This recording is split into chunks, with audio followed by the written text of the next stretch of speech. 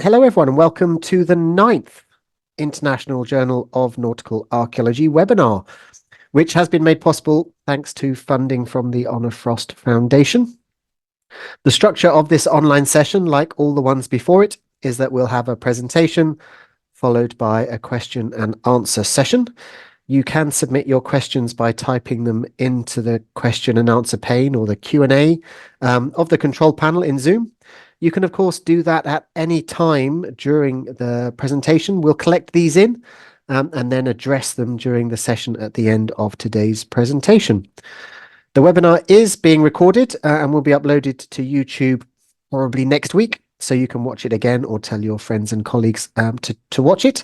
So no more from me. I'm going to hand you over to Athena, the journal editor, to introduce today's speakers. Good evening and good morning, everyone. Welcome to our 9th IJNA webinar. I'm Athena Chakadas. I'm the editor of IJNA.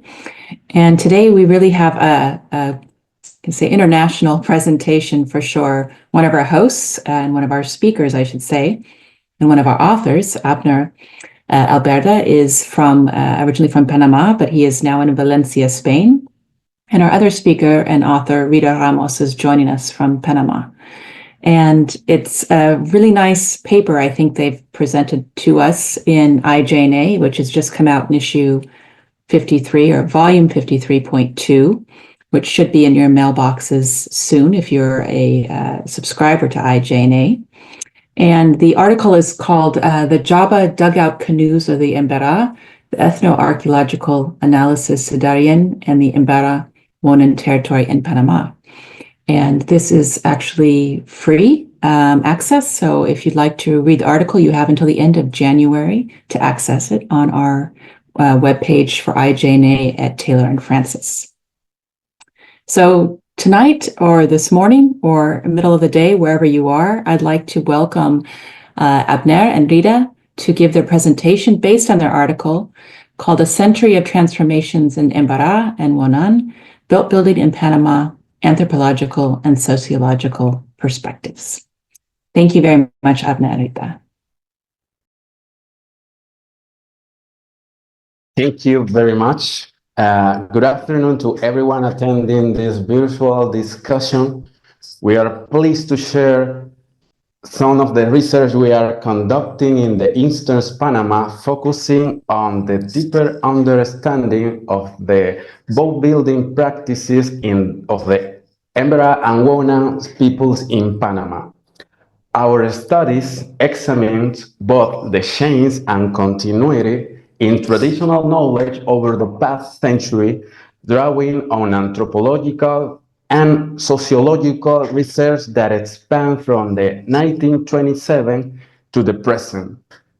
We want to express our gratitude to the Nautical Archaeology Society, the International Journal of Nautical Archaeology, and especially to Dr. Athena Trakadas and Mark B. Edward for giving us this valuable opportunity.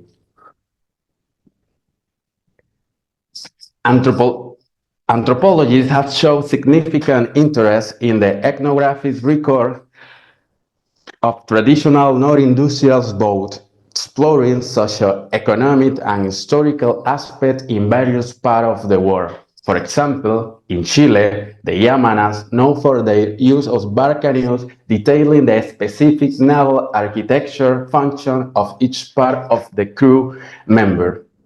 In Mexico, studies have been conducted on traditional boat las Haciendas among Lacandon Maya. In Colombia, for example, recent work in the Guayú region of La Guajira and El Morro analyzed how traditional knowledge in boat building influenced the socio-cultural aspect of the community.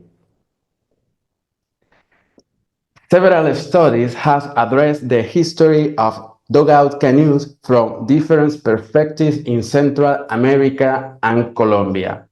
For instance, Max Sweeney offered a detailed analysis of the aspects of the canoe trade, the operational chain of the construction, and the reproduction of culture values, and the meaning of life of the Mosquito Coast in Central America, covering to the Honduras and the San Juan River in Nicaragua from the 17th century to the present.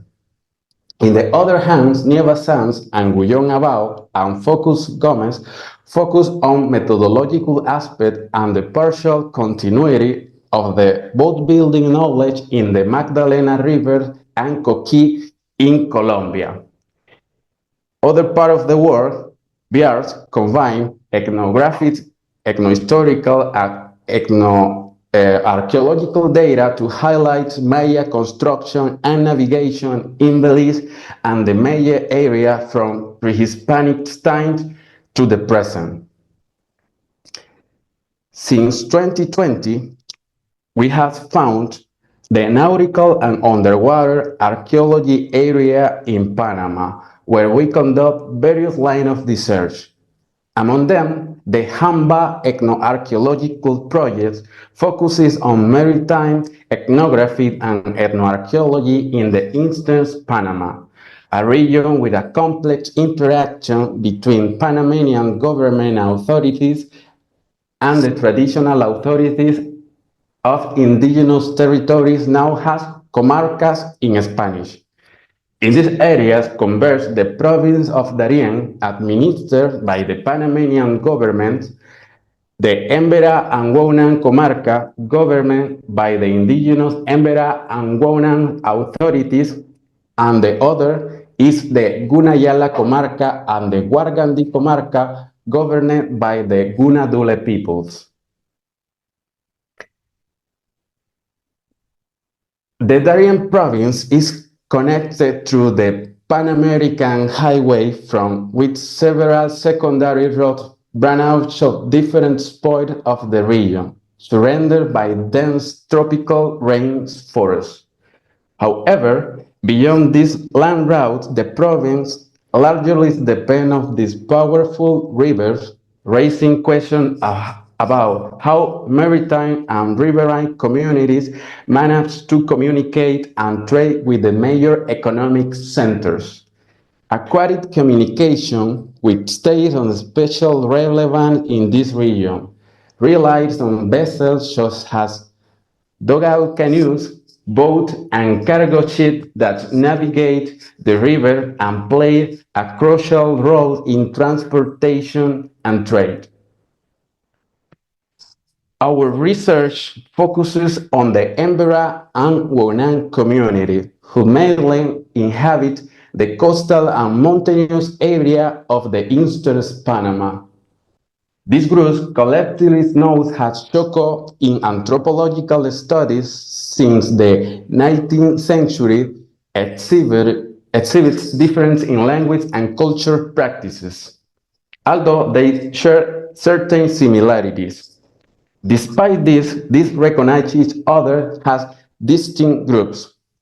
Law 22 of 1983 established the Emberá and Wounaan comarca, which is divided into two areas and borders the province of Darien, the Gunayala comarca, and the Republic of Colombia. In Panama, the Emberá speak Emberá Bedea variant, one of the 6 dialectical variants of the language, although only the northern variant is spoken in the country, in Panama. The Emberá and Wounaan language share the 35% of connected groups. The Emberá and Wounaan are known for their skill in agriculture, hunting, and fishing. They primarily inhabit areas near powerful rivers, but they also occupy coastal areas where they utilize marine research and maintain long-distance trade networks.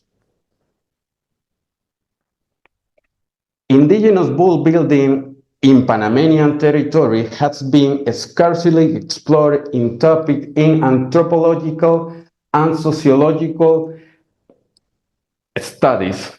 Nonetheless, some authors have made significant contributions by recording essential indirect data, which allow us for assessing change in various aspects of these traditions. These antecedents discussed in this presentation support and justify the importance of this research.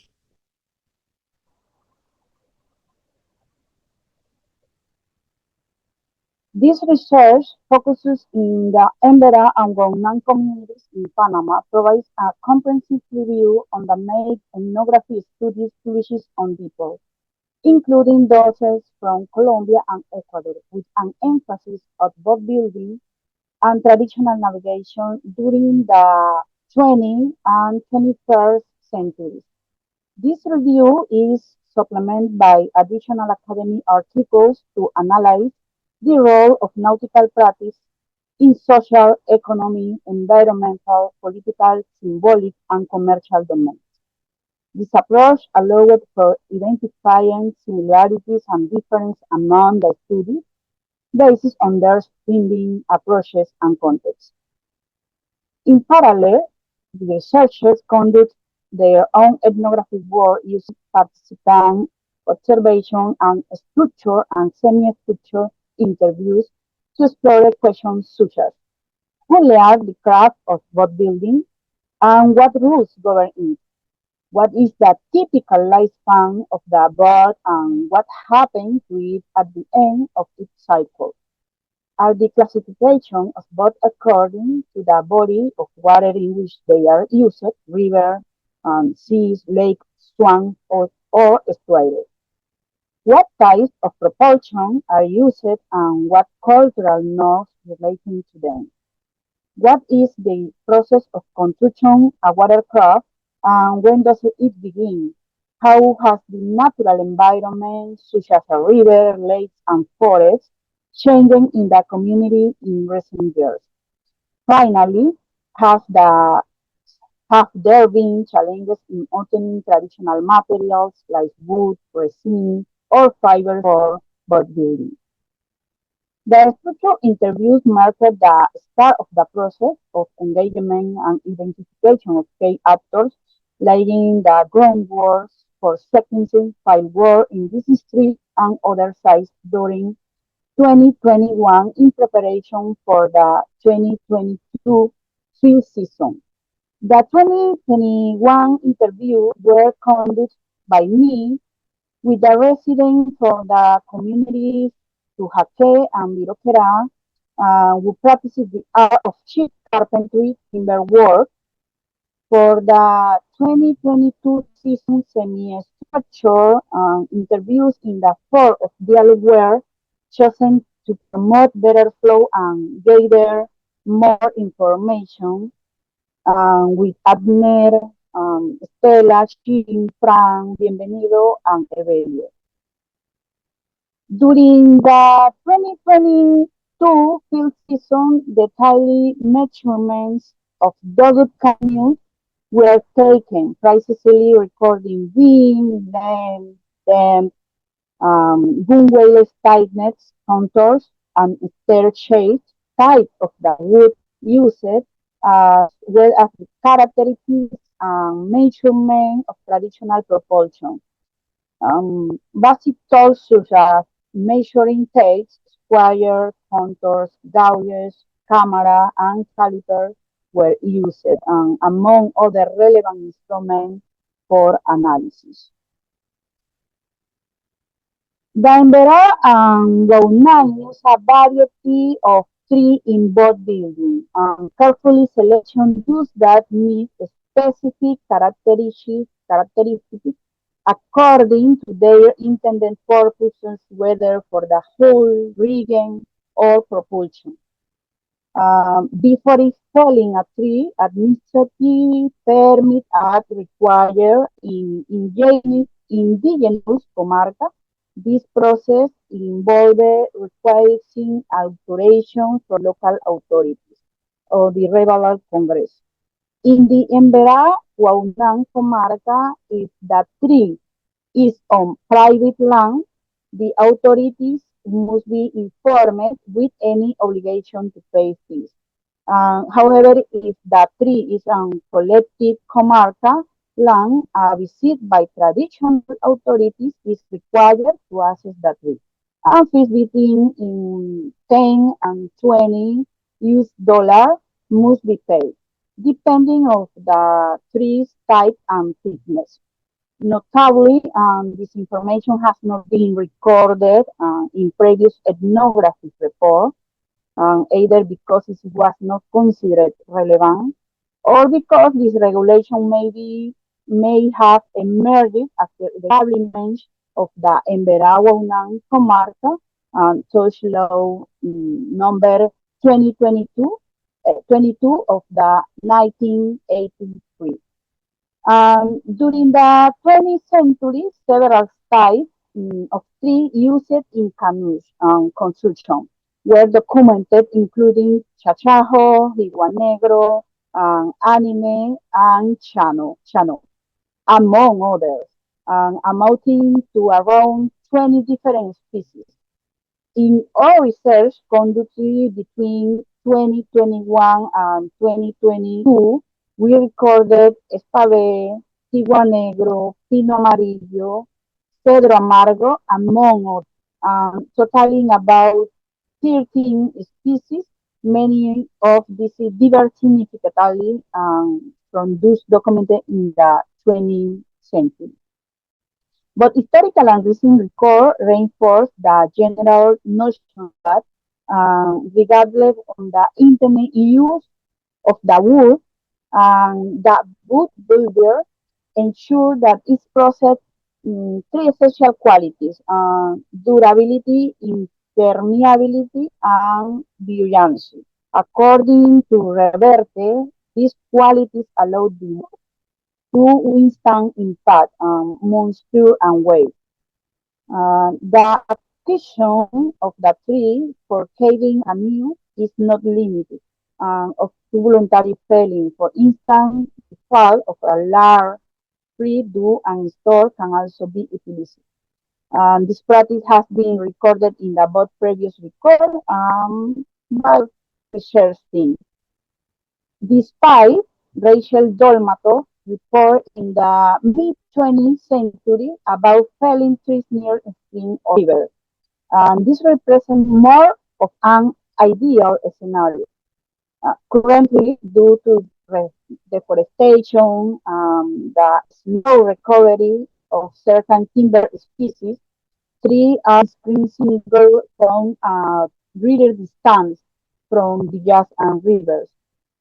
Primarily in mountainous areas, a similar situation is described by Barre for the Chachi or Cayapa in Ecuador, where trees are located at considerable distance for the nearest water sources. Torre also documents that the search for the suitable tree is conducted in the forest. In this circumstance, the most challenging section of the route are adapted to facilitate the movement of semi-prepared large protocanoe. This process involves clearing a path using long about 30 centimeters in diameter, spaced 2 meters apart to easy the sliding of the canoes known as polina or rollers.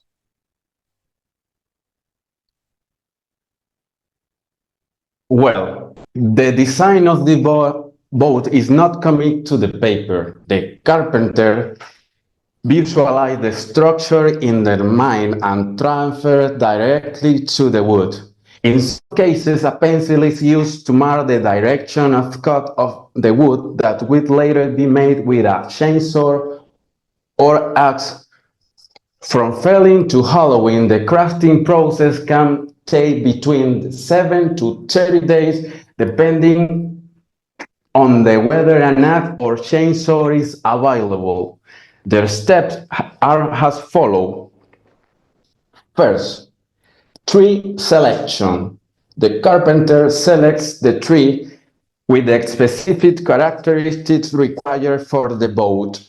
Due to the logging and lack of reforestation, trees are often found further away in the difficult to access areas, increasing the time needed to reach the forest and return to the yard for finishing it.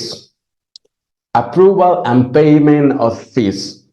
Approval for authorities is required from tree fellings, along with the paying the corresponding fees to the Ministry of Environment or the local Congress authorities. Tree felling. This is done during the waning moon phase.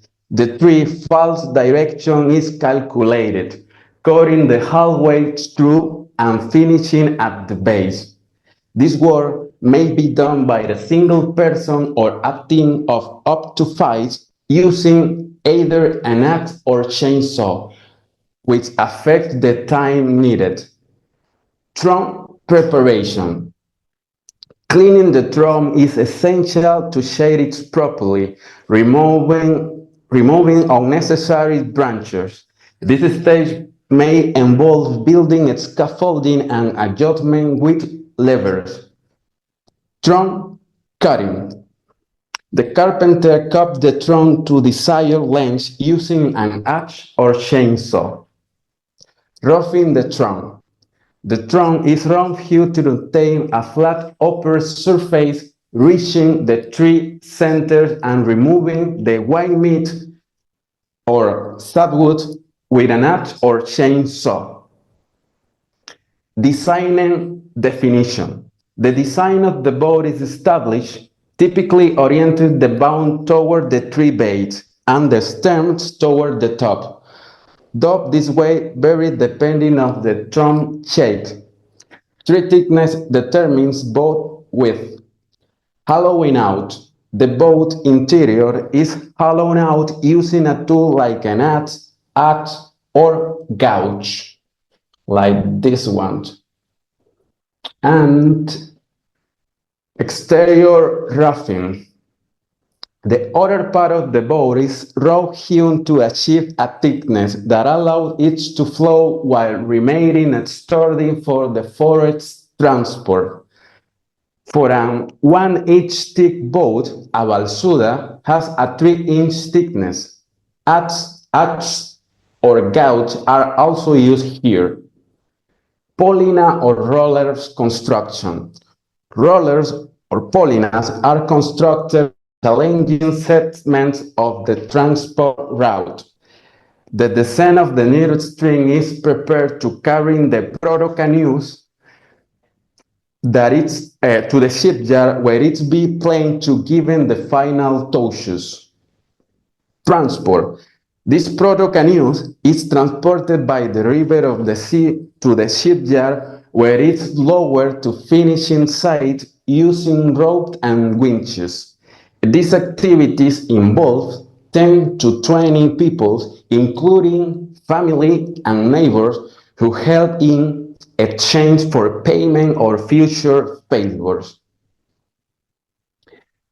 Boring control holes. Holes are drilled to control thickness, like this one you can see in this picture. Final shaping. The proto-canoe is finally shaped with an axe, gouge, and plane to reach the required thickness. Curing the boat. The boat is cured by the sun exposure or with an accelerant like diesel or solvent, depending on the wood type and moisture content to water products. And finally, the assembly and joining of additional components, elements like transoms, gunnels, force and aft extension are added to increase the freeboards, like this in this picture. These steps transform load into the functional boat, blending craftsmanship, traditional knowledge transfers, and adaptation to environmental conditions. Currently, 7 main styles of boats are built. The first one is Esteleadora, a monoxide dugout canoe measuring approximately 40 meters in length and 60 centimeters in width, used in maritime settings. The next one is Piragua, in Spanish. It's a monoxide boat with a longer length than Esteleadora. It's large as a keel and has a flat bottom, making it ideal for river navigation, fishing, or transporting crops. Next is Chingo. Chingo is a smaller piragua ranging from the 3 to 5 fathoms in length, around 2.7 to 4.5 meters, and 3.5 quarters wide, about 60 centimeters. The next is balsa. Balsa is raft boat made by joining logs side by side, mainly using for carrying cargo along river current, typically planktons, banana, and crops or woods. The other one is bote in Spanish. It's like boat. Wooden boats based on piragua style of the Emberá and Wounaan, with additional heights on the sides through wooden plank for increased cargo capacity, like you can see in this part of the boat. Like the piragua and the other part in this picture. The other one is azotadoras. Not a navigational canoe, but a sliding container used for processing rice or corn. These canoes are moved between row in rice or cornfield during the harvest. And the other one, maybe the more interesting of this type, is cano drum, known as kibiu in Wounaan language. These instruments are crafted from the hollow and carved log, replicating the dimension of a canoe, approximately 3 meters long and 40 centimeters wide, made for the coupling tree. Only in this type of tree. During the ceremony called Halbiu Heu Num, or petition ceremony, primarily dedicated for the harvest, though not exclusively, young or married women form a circle around the drum canoe, dancing and singing counterclockwise. Simultaneously, men form a parallel circles while playing flute, blending music and movement into the ritual traditions. For the Wounaan, Binder and his team record several styles of these canoes in the 90s, which our team has also identified, albeit with slightly different names. For example, Chabyar, common piragua, Dosip and bote, riverboat, Segit, fastboat, Wakapa, canoe for upstream cargo transport, Puas and bote, dual-purpose river and sea boat, Bongo, marine canoe, Azotar, canoe for rice processing.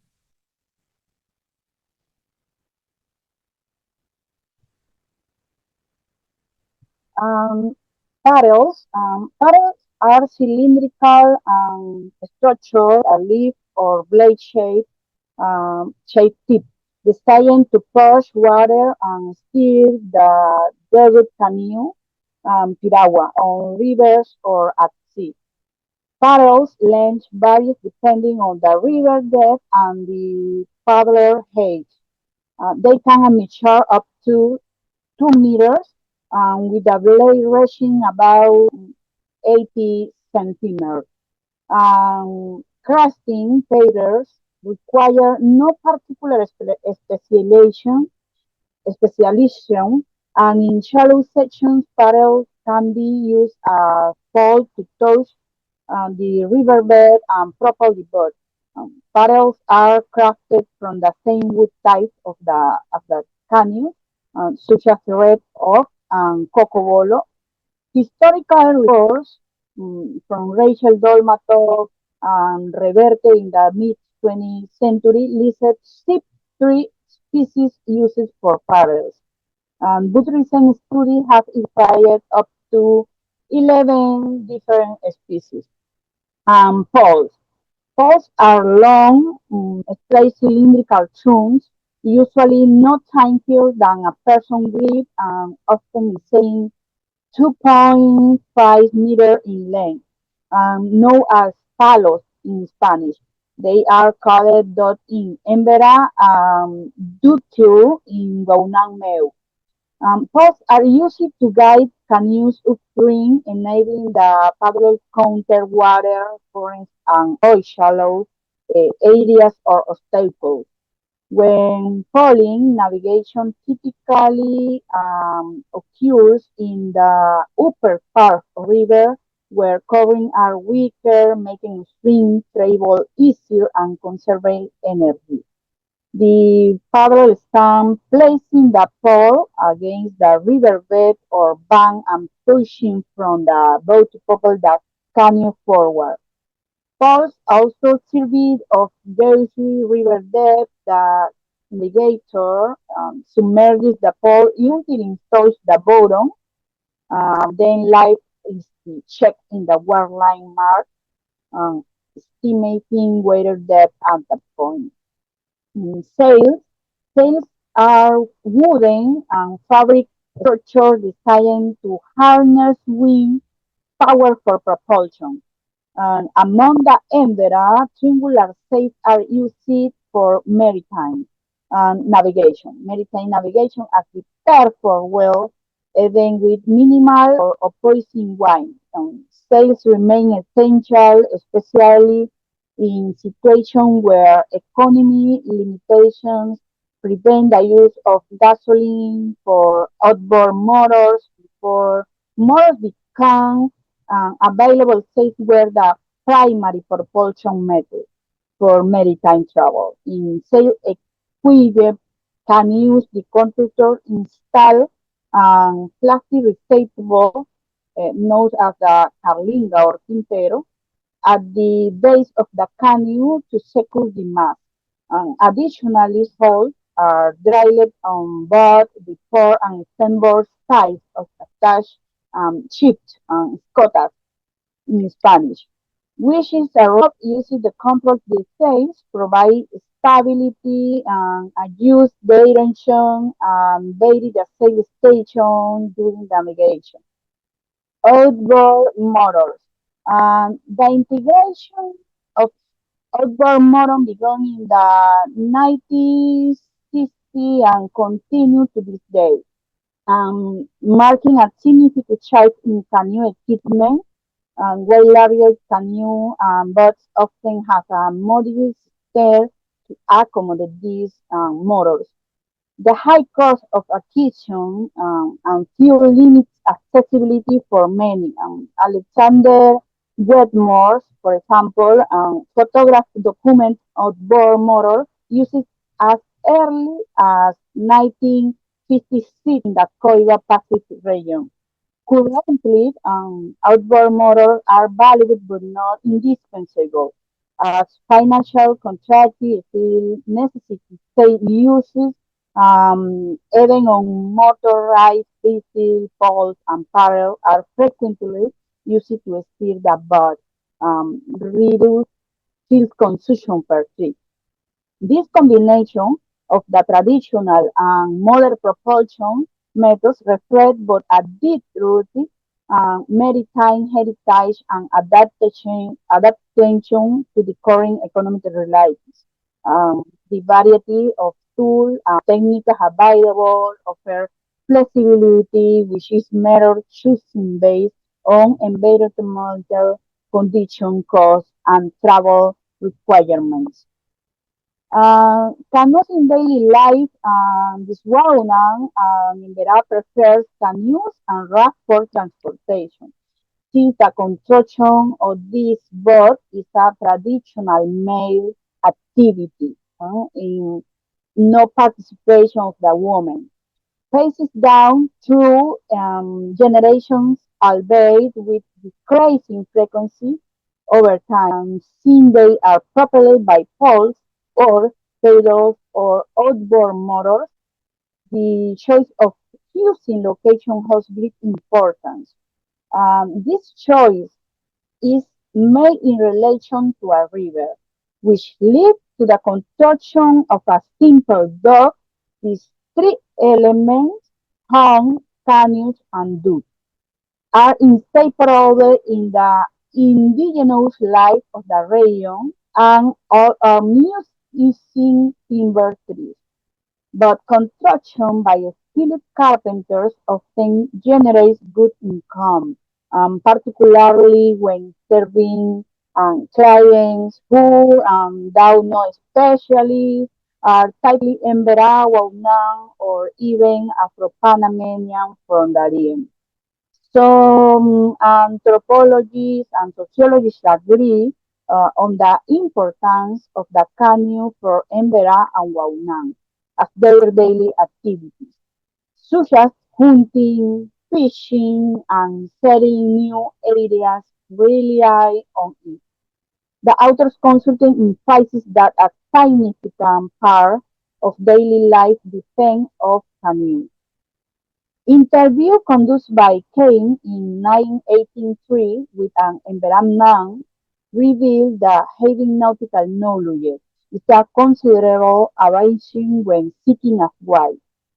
And this knowledge not only highlights skill improving food and material for home, but is also seen as the symbol of masculinity, demonstrating family responsibility. Since 1984, however, Kane recorded a, like, a lack of interest in this craft work among the men of Tamarimbo. Today, the Emberá and Wounaan gather in places such as Bayamón or Puerto Indio, Emberá Wounaan Comarca, as well as El Coco or Biroquera, Hakedarin. However, rivers are typically close to town or at least to some home where docks are located. Contrary to the tradition of facing down but building, knowledge from fathers to son. This team did not find any son of carpenters learning the trade instead. Interest was observed among other members of the community, though none were under 30 years old. For this reason, we are not optimistic about preservation this knowledge for the future. Well, the Emberá and Wounaan community are distinguished as skilled wood artisans, particularly in crafting dugout canoe from the single tree trunk. Unfortunately, this ancient art is in danger of disappearing due to the various factors, such as the lack of generational succession among the riverside carpenter interest in preserving the tradition, the decreased need of this vessel with the construction of road enabled car travel, and the constant threat to the deforestation of essential trees for this craft. Although anthropological and sociological interest in traditional indigenous boat building has limited, some significant data has been gathered, providing valuable contribution to contemporary studies of this subject. Since the mid-20th century, the use of FPV is in canoe boat building has been observed along the Panamanian border, although it is not the preferred wood due to its lesser durability compared to the yellow pine or cedar, a prior knowledge that highlights the importance of material selections. The diversity of trees used for canoe construction, both of the Colombian and Panamanian side of the border, is remarkable, and despite minor changes, the construction process has endured over time. This includes tree fellings during the waning moon, transport with poles through the forest, and the elevation of the canoe to protect them from the ground, like this. Once the final finishing phase is conducted near to the point of use, whether the river or sea, to make a specific adjustment that ensure successful navigation. Additionally, change in traditional practice has been observed too. For example, la chicha cantada, a ritual, has been replaced by wages for participants in construction phases. Furthermore, alternative time for felling trees has been identified, even outside the waning moon, which was one of the general practice. Despite Rachel Dormatov and Reverte role recording specific wood for paddle making, distinct experience shows that paddles are crafted from various wood also used in the canoe itself, and materials like balsa wood are sometimes employed. Elaborate decorations of the animal carvings or smoky finishes has lost prominence in favor of functionality. Poles, essential for moving the canoe against the current, must be from long, flexible, and resistant trees, a characteristic that has persisted over time. The canoes play a fundamental role not only in rituals such as the harvest rite or birth in Wounaan culture, but also in daily activities related to transportation, agriculture, trade, and social interactions. To better understand the perceived or transformation over time, it is essential to deepen the study to the relationship between the canoe and shamanism. Moreover, both in the creation and myth and oral tradition, these artifacts endure as an element of profound significance.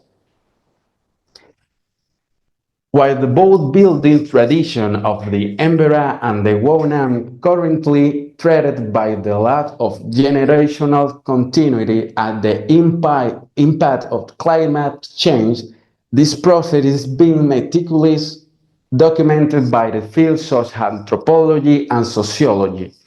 These disciplines played a vital role in creating a detailed record of each stage of the canoe construction and the understanding of significance within the local cultures. Canoes are not the only technical and artistic skill, but also the memory of the culture and the environmental snapshot of an era. And finally, the final words. We are deeply appreciate all individuals involved in this every project stage. Your commitment and collaboration has been essential to development and success of this research. To the carpenter, artisan, and the member of the Emberá and community who generously share their knowledge and experience, to the research and academics who provides valuable guidance, and to each contributors who dedicate their time and effort. We extend our sincere gratitude. We also thank to organizers for the invitation to be part of this initiative, which has allowed us to document and reflect some of the profound and significant cultural legacy. Thank you all for your contribution and support, without which this work would not have been possible. Don't forget, download our articles in this journal. Select has the cover feature for this issue. It will be available for free to the December to the end of January that Athena says in the beginning of this presentation. And thank you very much. Muchísimas gracias. Bio bua bua. Thank you very much.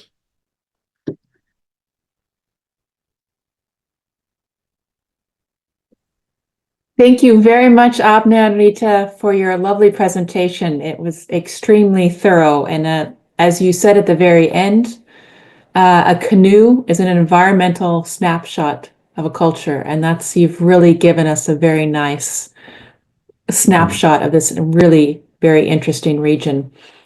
And I also think it's the first time, I know it's the first time that we've had an abstract and title of an article in the language of the people who are building the boats. You've translated it. So we have our abstracts and titles available in Spanish and 2 types of Chinese and also Arabic, but now we have it in the Java languages, or the Wounaan language. So this is really very nice. Thank you for that and for sharing it with the community. I do think we have some questions popping up. Let's see here in our chat. We have great compliments from Ohio in the United States, saying it was a great talk. Do we have any questions for our presenters? I have one, if I can. Yes, Mark. I can be cheeky. Mark is hiding behind the nautical archaeology symbol. Oh, there you go. There he is. I wanted to ask about the waning moon and the significance of that timing of the waning moon, and now it's not so necessary. Maybe it's not so important to time it with that moon. Why the waning moon? This is prefers to the people, but not is the only phase that the moon is the most general phase of the moon that they prefers to cut the trees, but not is the only one. The Emberá prefers this one, but maybe depend of the type of the tree. For example, other type of wood like yellow pine or bitter cedar, the durability of the wood is a crucial factor for this material selection. It is more resistant to the impact, moisture, weight, with essential functionality and the longevity of the canoe. But maybe this right or type of element in the culture, but not have any sense in the present, I think.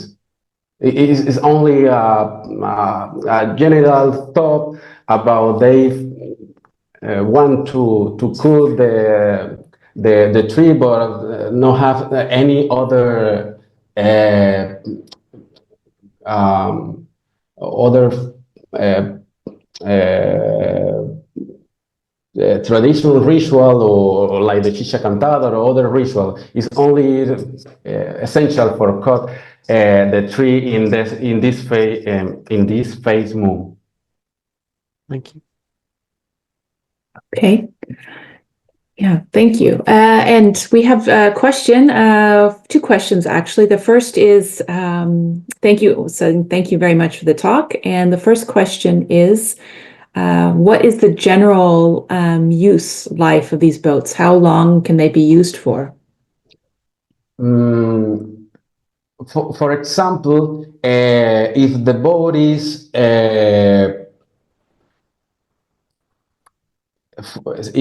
the body is used for a spavette tree, the durability is 3 years, for example, or yellow pine, or to bitter cheddar, 30 to 20 years old of use. This Okay. is the durability of this type of maybe we have the most three species more used of the Emberá and Wounaan Boatbuilding, including Espave, Jiwa Negro, yellow pine. In Spanish, we name it that Pino Amarillo, and bitter cheddar in Spanish is named Cedro Amargo. This is the type of the, among others, the durability of the wood is crucial for the material selection. Is maybe the resistance of the impact, moisture, and weight. Other types, choosing right wood ensures that the boat can endure to wear and tear frequency use, especially in the demanding of tropical water environmentals. It's typically this type of years. Okay, and that's actually interesting that some can last so long. That's quite a long life for a boat, I think 20 years when it's Yes. really used Yes. quite hard on a kind of daily basis, isn't it? Yeah, but you put solvents or solvent like diesel or gasoline to endure more and more this type of wood. Yeah, yeah. There was also a question about the balsa raft, and they wanted to know, do you know what happens after the cargo is unloaded? Because in some places, when a raft is used, it's used to transport the cargo where it needs to go, and then the raft itself is dismantled and pieces of it sold or reused. Is this the case that you see? Yeah, this is the same case in the community. The cargo is, for example, the people trade with the crops or woods or maybe cornfield or plankton, and this is the only part of the raft, only in downstream of the rivers. Yeah, yeah, that makes sense. That's very economical for sure. Yes. Yeah, yeah. And the balsa tree is used to do maybe paddles too, in some cases. Okay. Yes. With bottles then. Yes. Good. With Yeah. with the balsa tree, they use to do paddles to Yeah. Oh, for navigate paddles. the Yeah, river. yeah, Yeah, yeah. the paddles. Yeah, yeah. Yeah, yeah. Okay. This is great. We have even more questions here. Let's see. This is great. Since you continue to produce these types of boats, what happens to the boats that were before, so a few decades ago? Have the uses changed over the decades? And have you found boats that are very far from the shoreline? So older boats maybe that have been brought inland. Have you found anything like that and reused in some way? Yes, the boat is used to gardens. The next to 10 or 20 years are used to do gardens canoes. When the canoes When the reach, animal did.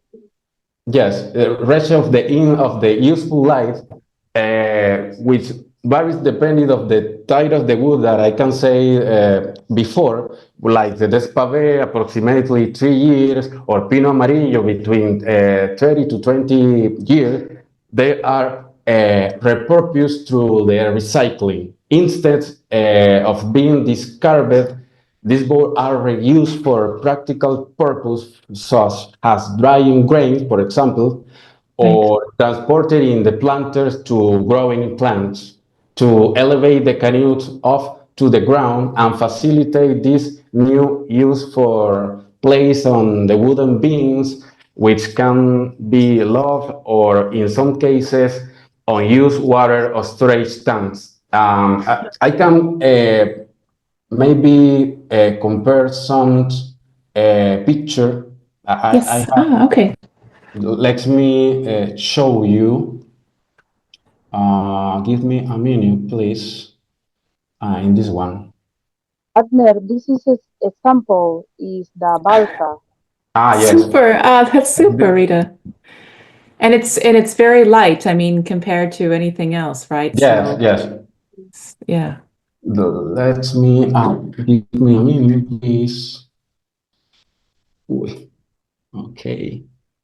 I collapse. So this one, this is the other article that we Mm, uh, published this years, and we have talking about the last use of the canoes. I have this image here. Give me a minute, no please. problem, no problem.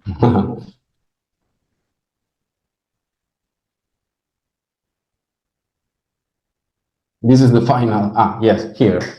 Here we have the last use of these Uh, uh, canoes in this. Oh, Traditional plants. yes, this one reflects in a way in integrating the object into yeah, daily life yeah, and productive activities. Additionally, this recycling can use highlight the sustainability of cultural practice in this region where objects yeah, are not lost but given new purpose, yeah, even after fulfilling their original function in navigation. Like the yeah, other type of canoes, like azotadoras and canoe drum, is something like that. They have other function in the daily life of Wounaan and Emberá people in these regions. yeah, yeah, yeah, yeah. Okay. And I'm sure also in some cases the wood, even if it's the shape of the canoe is not preserved, maybe there's a section of the side or something that gets used in building a house or like, a more permanent structure too that we see in a lot of cases throughout history, of course. Yeah, yeah, yeah. Yeah, yeah. Okay. Ma- Go ahead, Abner. No, no, no, it's okay. Okay. I actually have a question about the well, I have several questions actually, but one of them was about the interesting process now where the boat builders go and identify a tree in the forest Mhm, and they have to get permission from the authorities. mhm.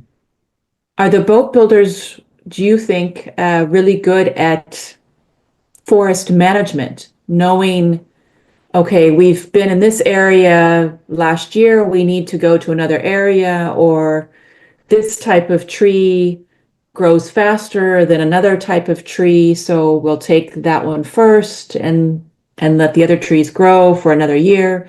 Do you have any experience with that understanding of knowing how to kind of the boat builders are aware of how to preserve the forest environment for finding a tree year after year?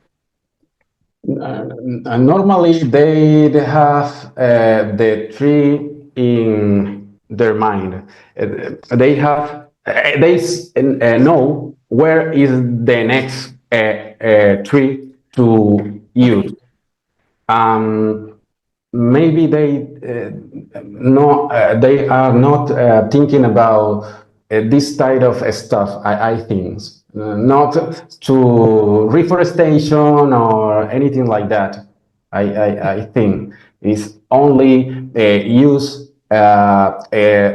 they being found further away to the river and the community to obtain these materials. To use that like this like that type of wood that they prefer, like cedro amargo or pino amarillo. Maybe espave is nearest to the community, but this type of wood like cedro or pino amarillo is far away, maybe 6 or 2 days long distance to the people walking or river or on the rivers. Yeah. And it's very interesting to me that you showed them working in the forest, because this has been a question about boatyards of any type of boat in general is or size, and is I think a lot of archaeologists, when we look for evidence of shipyards, everybody's looking on the coast. But a lot of people say, no, go to the forest because that makes the most sense. You reduce the wood, so the amount that you need to take to the coast is a lot less if you spend your time making most of the boat that you can in the forest. So that makes a lot of sense too. Yes, Yeah. and we in these articles in the HAMBA and archaeological analysis on the Emberá, blah blah blah, we're talking about these three types of shipyards. Maybe in the forest, and then outstream in the rivers, and then the finally of the three is in the sea. In the sea, yeah, exactly, yeah. We have another question, and this is a good one, because I also was thinking about this when you showed the picture of the botes. Are the extra strakes attached to the dugout to enlarge it, or how are the extra strakes attached to the dugout, and what material is used for making it waterproof?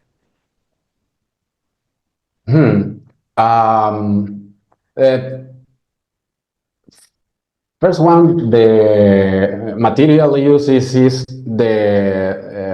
the same type of wood using for the canoes. Maybe other types, it's not important. Maybe you have the canoe and you use other type of woods in the gunnels. And to waterproof it, they use solvents like diesel, gasolines, or painting the odors of the boat. Maybe I can share other picture. Yeah, you had a nice image in your PowerPoint of the right at the front of one that was. It also had like a steeler. Yes. Put in an extra piece of planking to make it fit at the beginning, or at the stem. Sorry, or stem or stern. This there. one. Yeah. Like that. This is the type of painting that they use to waterproof it. And do they put anything between the planks? So in between the seams is do they use any type of caulking or anything? Like a fiber or a cloth or anything? No, I don't understand this part of the. So when you have the edge of the canoe, and then you add the piece, the gun wheel. Do they put anything between to make it like glue? Not like glue. Maybe I don't know the words in English, but it's the clavos in Spanish, or Tornicles. I don't know the words, but It's an organic. It's organic material. no. This is iron or yes. Nails, with nails, with nails. Okay. Interesting. Okay.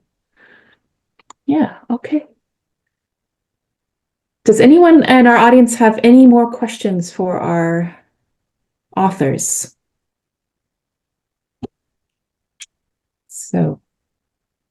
So actually we're 5 minutes over the hour. Not that that's a problem, but I think it's a great example of how interesting your talk has been. And I really appreciate your contribution to the latest issue of the IJNA Journal. And again, just remind everybody, the full article is available for download free until the end of January. And we really look forward to publishing, hopefully, more of your research as it continues in the region. This is really exciting to get more data out of really an unknown area, I think.